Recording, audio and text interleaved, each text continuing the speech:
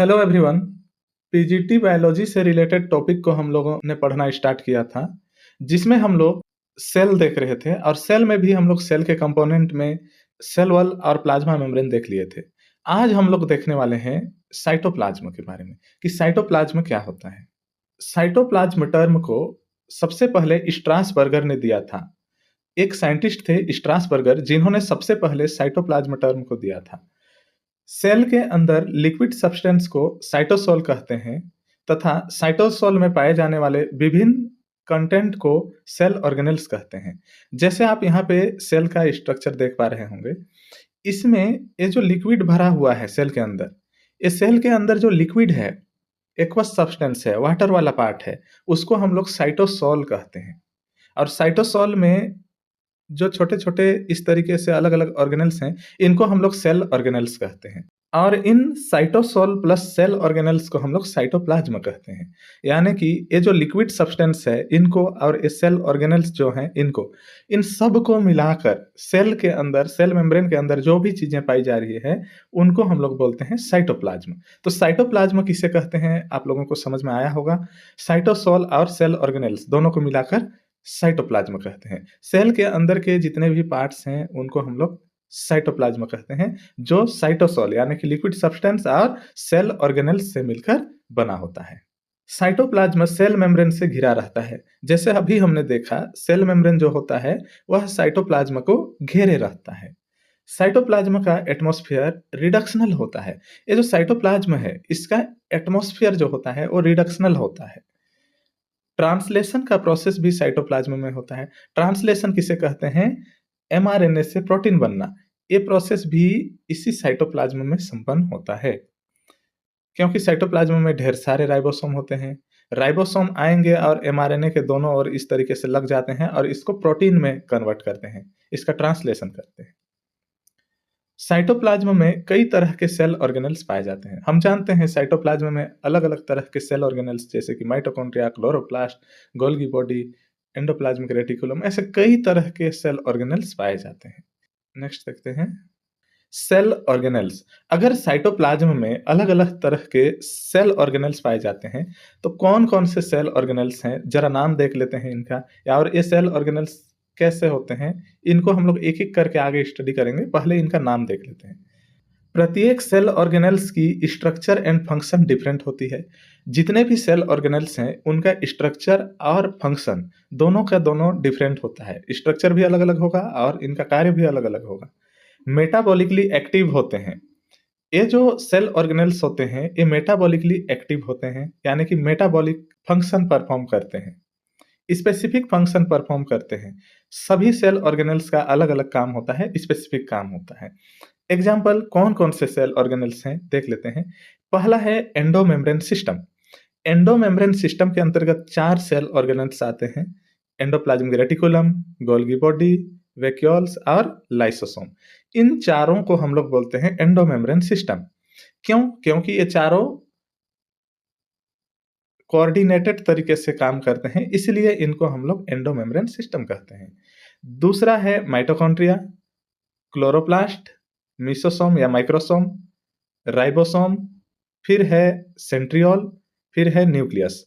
और न्यूक्लियस के अंदर एक सब ऑर्गेनेल्स भी पाया जाता है, एक छोटा फिर से न्यूक्लियस जैसा स्ट्रक्चर, जिसको हम लोग बोलते हैं न्यूक्लियोलस। तो ये कुछ सेल ऑर्गेनेल्स के नाम हैं। इन्हीं सेल ऑर्गेनेल्स को आगे हम लोग एक-एक वीडियो में स्टडी करते जाएंगे। आज हम लोग पढ़ने वाले हैं एंडोमेम्ब्रेन सिस्टम के बारे में, जिसमें ये 4 ऑर्गेनेल्स आते हैं। तो इन चारों का स्टडी करेंगे हम लोग अभी। चलिए पढ़ते हैं एंडोमेम्ब्रेन सिस्टम। Endomembrane system.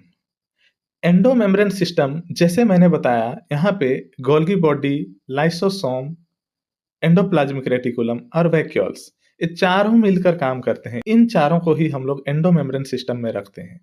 तो क्यों रखते हैं, थोड़ा सा इनका ओवरव्यू जान लेते हैं। एंडोप्लाज्मिक रेटिकुलम जो होता है, ईआर, ये न्यूक्लियस से अटैच होता है। जैसे देखिए, न्यूक्लियस के बाहरी वाल से इस तरीके से अटैच है एंडोप्लाज्मिक रेटिकुलम। तो ये जो एंडोप्लाज्मिक रेटिकुलम है, इसमें इस तरीके का लूप बन रहा है टिप में। यही लूप कट करके अलग होता है और इस तरीके से वेसिकल फॉर्म करता है। जो वेसिकल बनते हैं, यही वेसिकल आगे जाकर इस गोल्गी बॉडी का फॉर्मेशन करते हैं। तो गोल्गी बॉडी का फॉर्मेशन हो जाता है। फिर गोल्गी बॉडी के जो वेसिकल होते हैं, इनसे लाइसोसोम बनता है। यही वेसिकल आगे वैक्यूल्स भी बनाते हैं।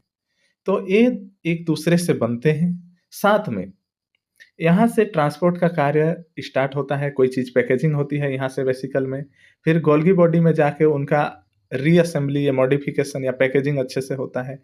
फिर गोल्गी बॉडी से आगे लाइसोसोम में लेना होता है, तो इनको डिग्रेड कर दिया जाता है और वैक्यूल्स में लिए तो इनको स्टोर किया जाता है। तो इस तरीके से ये चारों आपस में मिलकर काम करते हैं, इसलिए इनको एक सिस्टम कहा जाता है और इस सिस्टम का नाम दे दिया गया एंडोमेम्ब्रेन सिस्टम। क्यों नाम दिया गया endomembrane system? Endoplasmic reticulum, Golgi body, lysosome and vacuoles, ये चारों एक जैसे काम करते हैं और मिलकर काम करते हैं एक सिस्टम के जैसे। जैसे मशीन वगैरह, सिस्टम वगैरह में कई सारे अलग-अलग टूल्स या अलग-अलग हार्डवेयर, सॉफ्टवेयर मिलकर काम करते हैं, उसी तरीके से यहाँ पर भी मिलकर काम करते हैं, इसलिए इनको एंडोमेम्ब्रेन सिस्टम कहते हैं। इनके बारे में कुछ थ्योरी पढ़ लेते हैं। Endoplasmic reticulum, Golgi body, lysosome and vacuoles एक साथ एक तरह वर्क करते हैं, इसलिए इनको एंडोमेम्ब्रेन सिस्टम कहा जाता है। अभी मैंने बता भी दिया आप लोगों को डायग्राम दिखाते हुए कि ये चारों एक साथ एक जैसे वर्क करते हैं। एंडोप्लाज्मिक रेटिकुलम स्कैटर्ड होता है।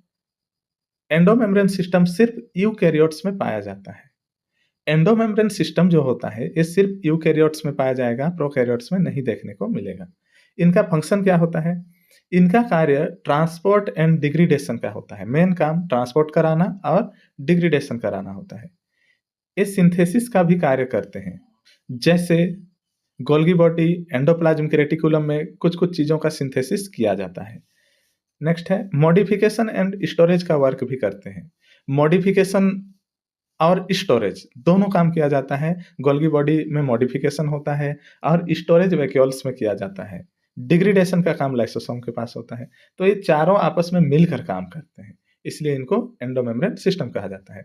अब चलिए देखते हैं इन चारों ऑर्गेनेल्स के बारे में एक-एक करके। सबसे पहले हम लोग देखते हैं endoplasmic reticulum. Endoplasmic reticulum tube जैसा स्ट्रक्चर होता है जो सेल के साइटोप्लाज्म में बिखरा हुआ होता है। यहाँ आप देख पा रहे होंगे ये अंदर वाला भाग न्यूक्लियस है, ये बाहर वाले एंडोप्लाज्मिक रेटिकुलम है। तो ये जो एंडोप्लाज्मिक रेटिकुलम होते हैं, ये साइटोप्लाज्म में बिखरे हुए दिखाई देते हैं स्कैटर्ड फॉर्म में। एंडोप्लाज्मिक रेटिकुलम 3 कंपोनेंट से मिलकर बना होता है। एंडोप्लाज्मिक रेटिकुलम जो होता है वो 3 तरह के कंपोनेंट, 3 तरह के घटकों से मिलकर बना होता है। कौन-कौन से घटक हैं वो भी देख लेते हैं। पहला है सिस्टर्नी। यह एक फ्लैटन एंड अनब्रांच्ड होता है। सिस्टर्नी जो होता है इस तरीके से फ्लैट होता है और अनब्रांच्ड होगा, इसमें से किसी भी तरीके से ब्रांचिंग नहीं देखने को मिलेंगे। एक के ऊपर एक अटैच होते हैं, जैसे एक सिस्टर्नी है उसके ऊपर एक, उसके ऊपर एक, उसके ऊपर एक, इस तरीके से एक के ऊपर एक स्टॉक्ड होते हैं। रेगुलर शेप में होते हैं। रेगुलर शेप हमेशा हमें इसी तरीके से देखने को मिलेंगे, ब्रांच देखने को नहीं मिलेंगे, तो रेगुलर शेप में देखने को मिलते हैं। राइबोसोम प्रेजेंट होते हैं जिसमें लार्ज सब यूनिट पहले अटैच होता है। जैसे आप देख पा रहे होंगे ये सिस्टर्नी है, इसके ऊपर राइबोसोम प्रेजेंट है और राइबोसोम में भी लार्ज सब यूनिट पहले अटैच है, फिर स्मॉल सब यूनिट अटैच है।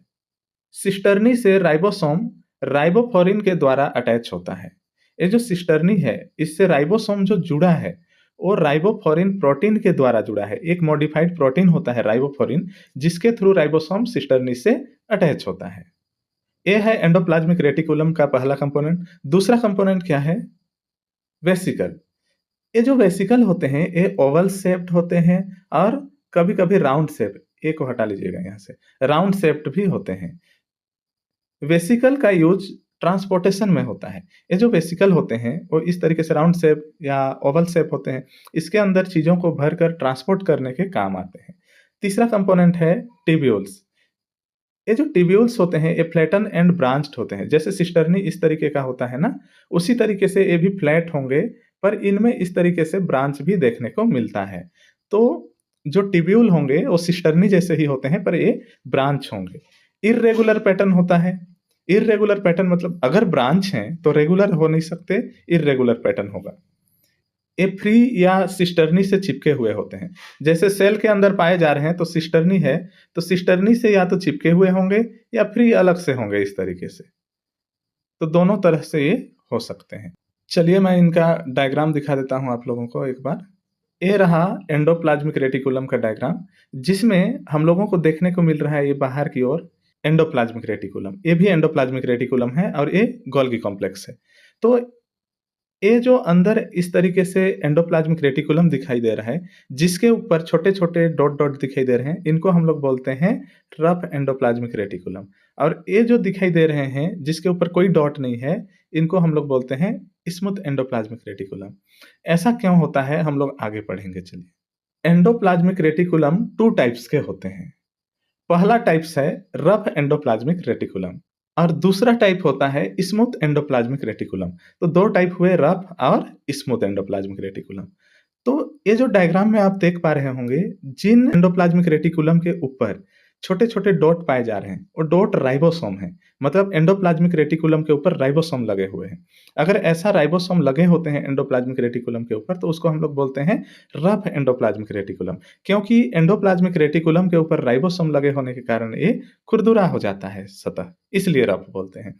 और जहाँ पर एंडोप्लाज्मिक रेटिकुलम के ऊपर राइबोसोम नहीं लगा होता है, उसको हम लोग बोलते हैं स्मूथ एंडोप्लाज्मिक रेटिकुलम, क्योंकि इसका सरफेस स्मूथ होता है, खुरदुरा नहीं होता है। तो चलिए दोनों को देख लेते हैं, rough endoplasmic reticulum and smooth endoplasmic reticulum. पहला है rough endoplasmic reticulum. Ribosome present होते हैं, वो भी 80S टाइप के। तो यहाँ पे हमने देखा कि जो रफ एंडोप्लाज्मिक रेटिकुलम होते हैं, इसके ऊपर राइबोसोम प्रेजेंट होंगे और वो भी 80S टाइप के राइबोसोम प्रेजेंट होते हैं। राइबोफ्लोरिन प्रोटीन द्वारा सिस्टर्नी से चिपके होते हैं। ये जो राइबोसोम यहाँ पे प्रेजेंट होते हैं, वो राइबोफ्लोरिन प्रोटीन के द्वारा सिस्टर्नी में चिपके हुए होते हैं। हमने देखा था जब सिस्टर्नी देख रहे थे तब भी। सेल जैसे, यानी कि किन सेल के एंडोप्लाज्मिक रेटिकुलम में रफ एंडोप्लाज्मिक रेटिकुलम ज़्यादा पाया जाता है? पहला है लिवर सेल, पैंक्रियाज, ग्लोबेट। इन सेल में रफ एंडोप्लाज्मिक रेटिकुलम बहुत ज़्यादा पाया जाता है। नेक्स्ट है फंक्शन। इनका फंक्शन होता है, मेन फंक्शन प्रोटीन का सिंथेसिस करना। रफ एंडोप्लाज्मिक रेटिकुलम का मेन फंक्शन क्या है? प्रोटीन का सिंथेसिस करना। क्योंकि इसके ऊपर राइबोसोम लगे हैं तो ऑब्वियसली बात है ये प्रोटीन सिंथेसिस करते हैं। इतनी बात याद रखिएगा आप रफ एंडोप्लाज्मिक रेटिकुलम के बारे में। आगे हम लोग देखते हैं स्मूथ एंडोप्लाज्मिक रेटिकुलम, दूसरा टाइप है। राइबोसोम एब्सेंट होता है। आप देख पा रहे होंगे यहाँ पे स्मूथ एंडोप्लाज्मिक रेटिकुलम दिखाया गया है। इसके ऊपर कोई डॉट नहीं है, यानी कि राइबोसोम एब्सेंट है। ये किन सेल में ज़्यादातर पाया जाता है? ग्लाइकोजन स्टोरेज करने वाले सेल में। जो सेल ग्लाइकोजन का स्टोरेज करते हैं उनमें, ग्लाइकोजन एंड फैट का पाचन करने वाले सेल में।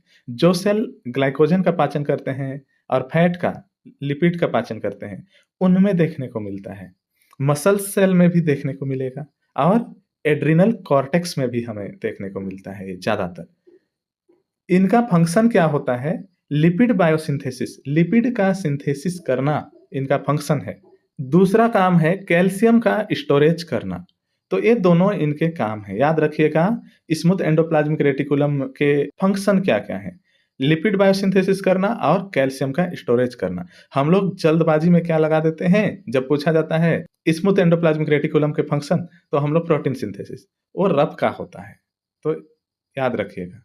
एंडोप्लाज्मिक रेटिकुलम में मॉडिफिकेशन, कि एंडोप्लाज्मिक रेटिकुलम में किन-किन तरीके के मॉडिफिकेशन देखने को मिलते हैं, वो देख लेते हैं। पहला है सर्कोप्लाज्मिक रेटिकुलम। SER का मॉडिफाइड रूप है। सर्कोप्लाज्मिक रेटिकुलम जो होता है वो स्मूथ प्लाज्मिक रेटिकुलम का ही एक मॉडिफाइड रूप है। इस प्रकार का एंडोप्लाज्मिक रेटिकुलम प्रेजेंट होता है स्केलेटल मसल में, कार्डियक मसल में, दोनों में।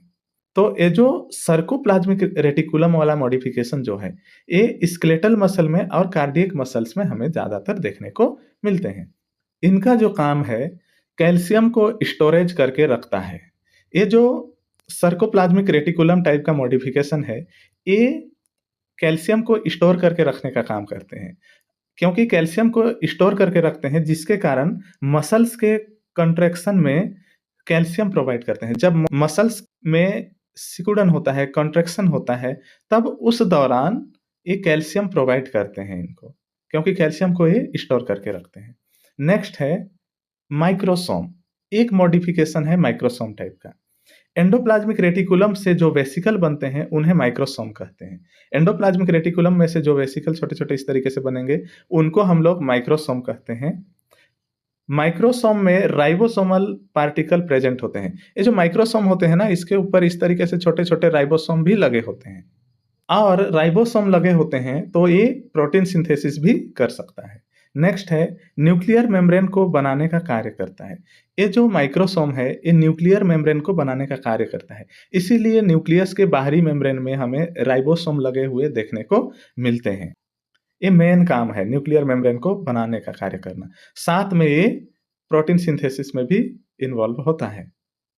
आगे हम लोग पढ़ते हैं function of endoplasmic reticulum. Endoplasmic reticulum के फंक्शन, पहला है मैकेनिकल सपोर्ट प्रोवाइड करना। सेल को मैकेनिकल सपोर्ट प्रोवाइड करता है, क्योंकि अंदर स्कैटर्ड फॉर्म में बिखरा हुआ होता है, तो ये सपोर्ट भी प्रोवाइड करता है। सेल के अंदर या बाहर किसी भी मॉलिक्यूल का ट्रांसपोर्ट करना, सेल के अंदर या बाहर किसी मॉलिक्यूल को ट्रांसपोर्ट करना हो या न्यूक्लियस के अंदर ट्रांसपोर्ट करना हो, तब ये हेल्प करता है। डाइसल्फाइड बॉन्ड बनाता है। प्रोटीन सिंथेसिस का काम करता है, जो रफ एंडोप्लाज्मिक रेटिकुलम में होता है। लिपिड बायोसिंथेसिस होता है, जो स्मूथ एंडोप्लाज्मिक रेटिकुलम में होता है। प्रोटीन मेटाबॉलिज्म या सेल्यूलर मेटाबॉलिज्म में भाग लेता है। एंडोप्लाज्मिक रेटिकुलम से गोल्गी बॉडी, माइक्रोसोम और लाइसोसोम का फॉर्मेशन भी होता है। हार्मफुल मॉलिक्यूल जैसे ड्रग्स, पॉल्यूटेंट्स, इन सब का डिटॉक्सिफिकेशन का कार्य भी करता है एंडोप्लाज्मिक रेटिकुलम। ये इनके कार्य हो गए जिनको आप लोग याद रखिएगा, पूछा जाता है। आगे हम लोग दूसरा सेल ऑर्गेनेल्स पढ़ते हैं जो एंडोमेम्ब्रेन सिस्टम के अंतर्गत आता है, वह है गोल्गी बॉडी या गोल्गी कॉम्प्लेक्स। गोल्गी बॉडी या गोल्गी कॉम्प्लेक्स दोनों नाम एक ही बंदे के हैं। सबसे पहले कैमिलियो गोल्जी नामक साइंटिस्ट ने 1898 में गोल्गी बॉडी को डिस्कवर किया था। याद रखिएगा, सबसे पहले एक साइंटिस्ट कैमिलियो गोल्जी, जिन्होंने 1898 में डिस्कवर किया था गोल्गी बॉडी का। इसे डिक्टियोसोम के नाम से भी जाना जाता है। गोल्गी बॉडी को हम लोग डिक्टियोसोम के नाम से भी जानते हैं। गोल्गी बॉडी का स्ट्रक्चर एंडोप्लाज्मिक रेटिकुलम के समान होता है तथा यह लोकलाइज्ड होता है। गोल्गी बॉडी जो होगा, यह पूरे में फैला हुआ नहीं होता है, किसी एक पार्टिकुलर लोकेशन पर होगा और इसका जो स्ट्रक्चर है यह एंडोप्लाज्मिक रेटिकुलम के समान ही होता है।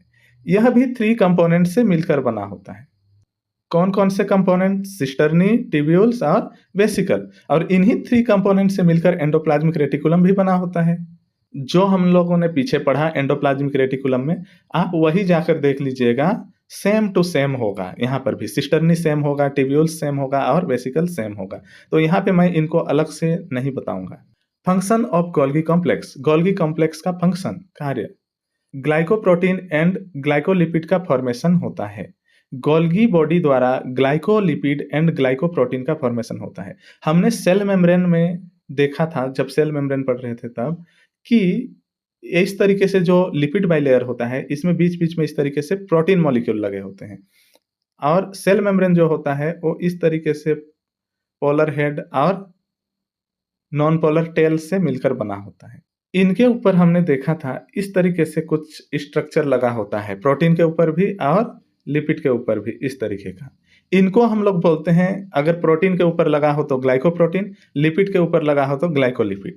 तो ये जो लिपिड के साथ कार्बोहाइड्रेट को जोड़ करके ग्लाइकोलिपिड बनाने वाला जो होता है वह गोल्गी बॉडी होता है, या प्रोटीन के साथ कार्बोहाइड्रेट को जोड़ करके ग्लाइकोप्रोटीन बनाने वाला जो होता है वह गोल्गी बॉडी होता है। तो यह ग्लाइकोलिपिड एंड ग्लाइकोप्रोटीन का फॉर्मेशन करता है।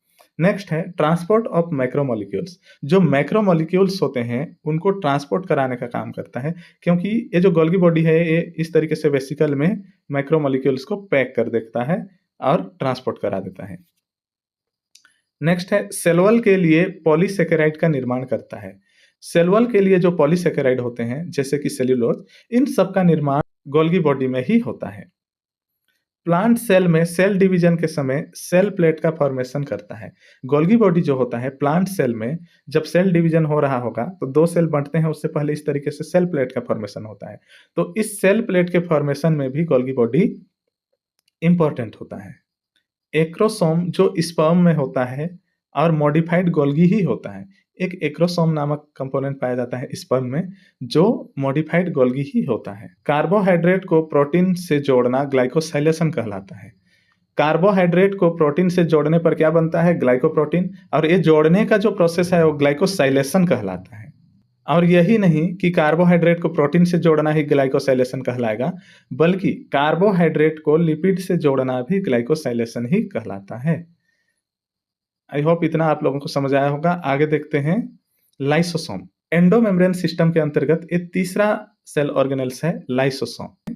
सुसाइडल बैग भी कहा जाता है। लाइसोसोम को हम लोग सुसाइडल बैग कहते हैं, क्योंकि लाइसोसोम के अंदर एसिडिक कंडीशन होता है और एसिडिक कंडीशन होने के कारण इसके अंदर कुछ हाइड्रोलाइट एंजाइम होते हैं जो अलग अलग मॉलिक्यूल को डिग्रेड करते हैं। और कभी कभी लाइसोसोम के फट जाने पर जिस सेल के अंदर लाइसोसोम है उसी सेल को ही डिग्रेड कर देते हैं, इसलिए इनको सुसाइडल बैग भी कहा जाता है।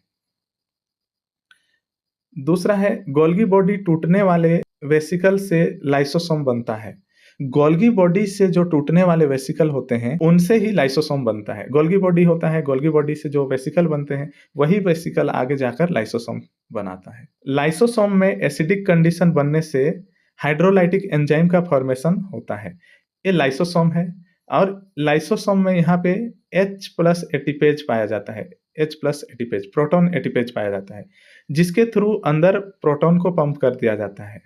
और प्रोटॉन अंदर ज्यादा हो जाता है तब यहाँ पे एसिडिक कंडीशन बनता है। और एसिडिक कंडीशन बनने के कारण यहाँ पे हाइड्रोलाइट एंजाइम का फॉर्मेशन होता है जो डिग्रेडेशन का काम करता है। हाइड्रोलाइटिक एंजाइम सेल के अंदर के अनवांटेड सब्सटेंस को डिग्रेड करता है।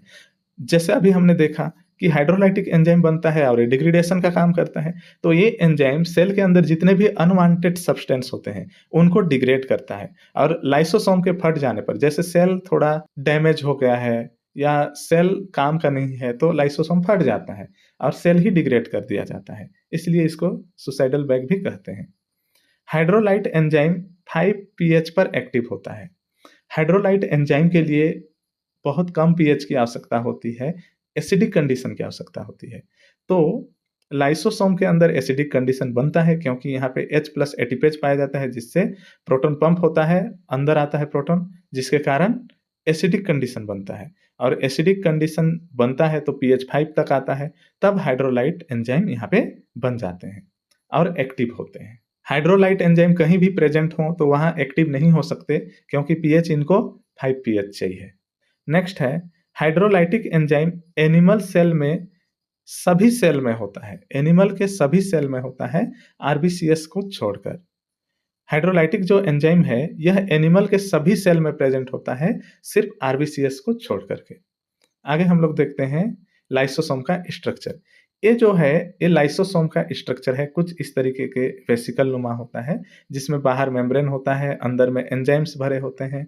और इसी के अंदर जब हम लोग मॉलिक्यूल्स को इनपुट करा देते हैं तो ये इनको डिग्रेड कर देने का काम करता है। आगे देखते हैं हम लोग फंक्शन ऑफ लाइसोसोम। लाइसोसोम के फंक्शन, सिंगल मेम्ब्रेन से कवर्ड होता है। ये सिंगल मेम्ब्रेन से कवर्ड होता है, डबल मेम्ब्रेन बाउंड नहीं होता है। एसिड हाइड्रोलेज एंजाइम प्रेजेंट होता है जो प्रोटीन, लिपिड एंड कार्बोहाइड्रेट को डिग्रेड करता है। लाइसोसोम के अंदर एसिड हाइड्रोलेज एंजाइम प्रेजेंट होता है जो प्रोटीन को, लिपिड को और कार्बोहाइड्रेट्स को डिग्रेड करने का काम करता है। 50+ हाइड्रोलेट एंजाइम पाए जाते हैं। लाइसोसोम के अंदर 50+ अलग अलग तरीके के हाइड्रोलाइटिक एंजाइम पाए जाते हैं, तो कई तरह के अलग अलग तरह के कंपोनेंट को इनके अंदर डिग्रेड किया जा सकता है। हाइड्रोजन आयन एटीपेज प्रेजेंट होता है। H+ एटीपेज, जिसको हम लोग बोलते हैं H+ एटीपेज या प्रोटॉन एटीपेज बोलते हैं, तो ये प्रेजेंट होता है। जैसे मैंने बताया अभी कि इस तरीके का लाइसोसोम है, तो लाइसोसोम के मेम्ब्रेन में इस तरीके से H+ एटीपेज पाया जाता है, हाइड्रोजन आयन एटीपेज। इसके थ्रू हाइड्रोजन को पंप किया जाता है लाइसोसोम के अंदर, जिसके कारण इसके अंदर एसिडिक कंडीशन बनता है और यहाँ प्रेजेंट हाइड्रोलाइट एंजाइम एक्टिव होता है। बोन को खाने वाले सेल में लाइसोसोम ज़्यादा होता है। जो बोन को डिग्रेड करते हैं, ऐसे सेल जिससे बोन डिग्रेड होते हैं, उन सेल में लाइसोसोम की मात्रा भी ज़्यादा होती है। Fungal lysosome extra cellular digestion करता है। जैसे सेल हैं, तो सेल के अंदर लाइसोसोम प्रेजेंट होता है जो अंदर के अनवांटेड मॉलिक्यूल को डिग्रेड करेगा। पर सेल के बाहर जो अनवांटेड होंगे, उनको डिग्रेड करने का काम करता है फंगल लाइसोसोम। उस लाइसोसोम का नाम होता है फंगल लाइसोसोम। नेक्स्ट है, पुराने डैमेज सेल को डाइजेस्ट करने के लिए लाइसोसोम बर्स्ट हो जाता है। यानी कि कोई पुराना सेल है जो अभी काम का नहीं है, तो इस सेल को ही डिग्रेड करना है, तो इसके अंदर जो लाइसोसोम है ये फट जाएगा, डिग्रेड हो जाएगा। जब फट जाएगा तो इसके अंदर के हाइड्रोलाइट एंजाइम इसमें पूरे में फैल जाएंगे इस तरीके से, और इस सेल को ही अंत में डिग्रेड कर देंगे। तो ये काम होता है लाइसोसोम का। आगे हम लोग देखते हैं और क्या काम करता है। मेटामॉर्फोसिस करता है। मेटामॉर्फोसिस मतलब जैसे टेडपोल लार्वा जो होता है उसमें पूंछ पाया जाता है, और ये पूंछ हट करके फ्रॉग का फॉर्मेशन होता है। तो ये जो पूंछ हटता है, इस प्रोसेस को हम लोग बोलते हैं मेटामॉर्फोसिस। और ये जो पूंछ हटने वाला प्रोसेस होता है, इसको लाइसोसोम ही हटाता है, लाइसोसोम ही डिग्रेड करता है। तो ये काम करते हैं लाइसोसोम। आगे हम लोग देख लेते हैं वैक्यूल्स के बारे में। वैक्यूल्स के बारे में बहुत ज़्यादा डिटेल देखना नहीं है। इसमें सेल के अंदर जो छोटे-छोटे इस तरीके से खोखला स्ट्रक्चर होता है, खाली स्ट्रक्चर होता है, उसको हम लोग बोलते हैं वैक्यूल्स। ये जो वैक्यूल्स हैं, वैक्यूल्स के अंदर water, SAP, excretory product and other material जिनको स्टोर करना है वो पाए जाते हैं। इन वैक्यूल्स के अंदर वाटर पाया जाता है, अलग-अलग सेल सैप पाए जाते हैं, जो एक्सक्रिएटरी प्रोडक्ट होंगे, जिनको वेस्टेज होंगे, उनको डाल दिया जाता है, और कुछ अदर मटेरियल जिनको स्टोर करना है, उन सबको वैक्यूल्स के अंदर स्टोर किया जाता है। तो ये सब हमें देखने को मिलते हैं। प्लांट सेल में लार्ज साइज का वैक्यूल्स होता है, जो लगभग प्लांट सेल के 90% एरिया को कवर कर लेता है। जैसे ये प्लांट सेल है, तो इसके 90% एरिया में इस तरीके से वैक्यूल्स ही प्रेजेंट होगा, बाकी के 10% एरिया में बाकी सेल ऑर्गेनेल्स और साइटोप्लाज्म प्रेजेंट होगा। और एनिमल सेल में छोटे-छोटे होते हैं, तो उनको जनरली हम लोग वेसिकल कह देते हैं। एनिमल सेल में small size and multiple number में प्रेजेंट होते हैं। एनिमल सेल में जनरली हमें बहुत सारे छोटे-छोटे देखने को मिलते हैं, पर छोटे होंगे। ये फूड स्टोरेज का भी वर्क करते हैं। ये जो वैक्यूल्स होते हैं, ये फूड स्टोरेज का भी काम करते हैं। यहाँ से एंडोमेम्ब्रेन सिस्टम का टॉपिक होता है समाप्त, जिसमें हम लोग टोटल 4 सेल ऑर्गेनेल्स का स्टडी किया। Plasmic reticulum, Golgi body, lysosome and vacuoles. I hope आप लोगों को टॉपिक समझ आया होगा।